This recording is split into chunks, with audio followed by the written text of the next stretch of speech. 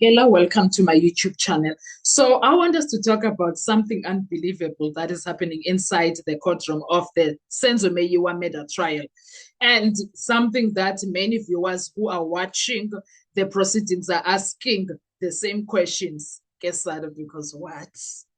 Anyway, before we do that, guys, please make sure you do not forget to like, to share, to comment, and most importantly, please make sure you are subscribed on the channel. Please make sure you are watching the videos up until the end and you are watching the ads that are coming through. When you do that, you are supporting this channel financially and in numbers. Thank you so much. I really appreciate you. Okay, now, everyone is asking this question. How is this judge following this logic, Kabaloi? How? Because what happened, what is happening there is quite wow. It's wait. Hey, okay. Let me come back because I keep getting shocked. Okay. What is presented in the court left many people stunned because at the center of the controversy is prosecutor George Baloyi, who introduced evidence in a way that critics say makes absolutely no sense, including, including me. I'm one of those critics. And yet, the presiding judge, Rata Mukwatle, appears to be entertaining the argument. The question is, how, sir? How are you doing that? For us observers, the frustration reaches boiling point because the core question raised in court is devastatingly simple. One of the accused persons, which is Bongani Ntanzi, essentially asked the court, how can I be in two places at the same time? According to the timeline being presented by Advocate Baloyi in that courtroom, the accused appears in records in KwaZulu-Natal, while at the same time, being linked to events in Rustenburg. It can't be. And guess what? The difference between those two pictures, 37 seconds. The other one, Ubongani Ntanzi, tells us he was in KwaZulu-Natal. The other one, he was in Rustenburg. So make it make sense. How is he going to be in two places at the same time? Same date, taking different pictures. That contradiction alone should trigger serious scrutiny.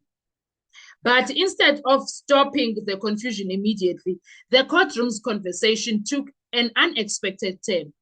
At one point, the judge referenced sprinter. That one killed me. He referenced sprint legend Usain Bolt as part of an analogy, which was nonsense if you ask me, because that running and taking pictures in one phone, same phone, and the difference is 37 seconds between them. And the other picture, you were in Rustenburg, the other you were in KwaZulu-Natal. Northwest and KwaZulu-Natal province are two different provinces. And it's a 6-hour drive, 6.5-hour drive in between. So tell me, how is that? Ntanzi does not have a car. He doesn't even drive. He takes taxis. So it could be 6 hours or 7 hours drive, even 8, depending on what's happening on the road. For viewers watching the proceedings, that moment was surreal because we're like, oh. So, because Bongani Ntanzi's question was not a theoretical question, it was direct. If a person is in custody or proven to be in another province, how can they simultaneously be placed somewhere else in the timeline of the alleged crime? That's not a philosophical question. That's a factual contradiction. And contradictions like that can create something very powerful in criminal law, reasonable doubt. That is why I keep saying, I don't think Baloyi realizes when he does these things. He keeps exposing himself. And he also allows Bongani Ntanzi. He gives Bongani Ntanzi ammunition to expose him, to humiliate him during the people. But the frustration doesn't stop there, Gesan. Another issue raising eyebrows is how the evidence itself was introduced. Instead of clearly presenting the specific photo or records the state intended to rely on, the defense says they were simply given a large digitally dumped USB drives and CDs, and that creates serious legal concern. However, when they were given this, there was a consensus that we are going to use certain pictures, and they were formed and they made Exhibit DD something. Why is Baloyi not using those pictures that are on Exhibit DD something? Why is he still referring to this large USB drive and CDs that he gave the defense? Why? And that creates problems again, because giving someone thousands of files is not the same as telling them these are the exact pieces of evidence we will use in court tomorrow. But wait, as I already said, they did have a DD something exhibit, but Baloyi is not there now. He will be throwing things saying that no, I gave them a US. Say, we selected certain pictures. Professional courtroom practice normally requires prosecutors to clearly identify the exhibit they intend to rely on, print them, share them, place them before the court. So every lawyer knows exactly what is coming. But not in Baloyi. Not in Baloyi. So when we are criticizing him and arguing that in this situation, the defense is being confronted with selective evidence pulled from massive data collections without proper notice, which raises a troubling question. Is the state building a clear case or assembling pieces as it goes? What's going on here? What are these people doing?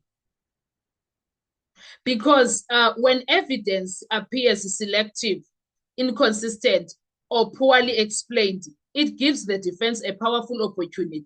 They can begin pulling at the threads. And once the defense team starts exposing contradictions, timelines, records, locations, the entire structure of the case can begin to wobble. That is why many people say moments like this are crucial or critical. But because it's Baloyi, he doesn't care. It's like he trusts whatever he trusts. Not because they decide the verdict immediately, no, but because they expose the pressure point in the prosecution's case. That is why the defense is going to deal with him decisively. That is why. And when those pressure points appear in open court, the entire country starts watching much more closely, because the Senzo Meyiwa murder trial is no ordinary trial, guys. This one, it's one of its first. It's one of its first. It's of its kind. It is one of the most closely followed criminal proceedings in South African history. And every contradiction, every piece of disputed evidence, every courtroom exchange is shaping how this case may ultimately be judged.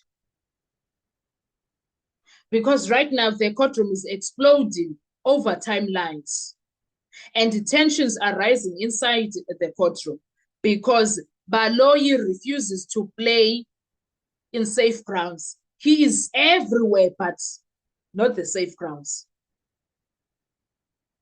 We will see what's going to happen. We will see where is this going to take us. But one thing that I can tell you is that he's playing with fire.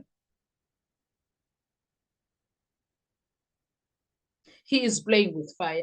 What are your thoughts when it comes to this? Let's talk in the comment section. I want to hear your views. Thank you so much. Do enjoy this video. Bye-bye. Have a blessed day.